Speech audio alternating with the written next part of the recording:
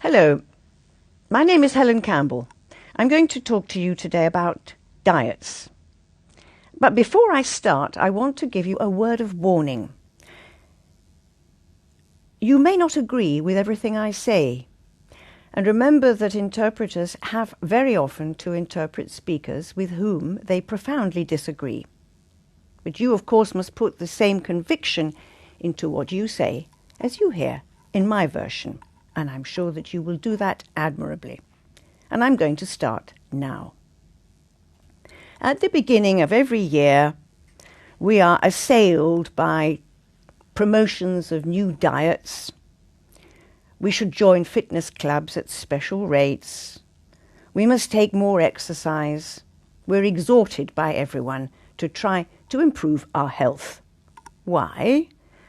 Well, of course, because the excesses of Christmas and the New Year have meant that most of us have drunk and eaten too much, put on some weight. So January is the time to get rid of that excess weight, to make a New Year's resolution to get fit, to get thinner, and to be healthier.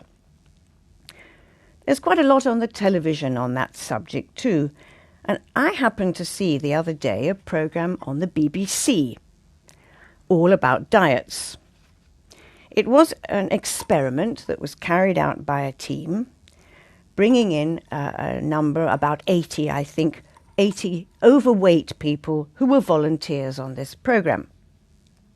The first step was to convene all the participants for a week, to spend 1 week in a venue together with a number of therapists.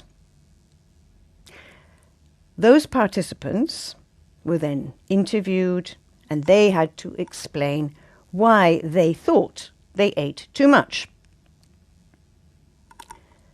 The group was then divided into 3 subgroups. The first were those who ate too much or drank too much for emotional reasons, because of stress. The second group, those who basically snacked all through the day and never really felt full. And the third group, those who, once they started eating, simply had no natural reflex as when to stop. The programme went on, in fact, over 2 evenings, although I only saw the first part.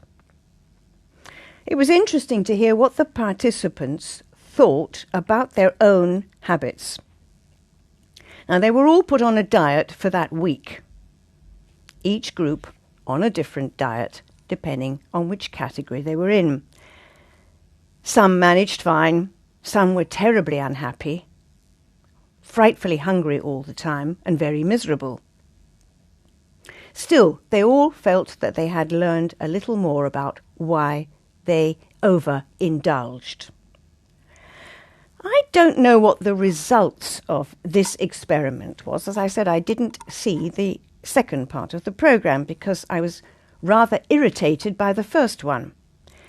I'm very sceptical about these things. I noticed that the therapists and experts never once criticised anyone, never mentioned willpower or discipline.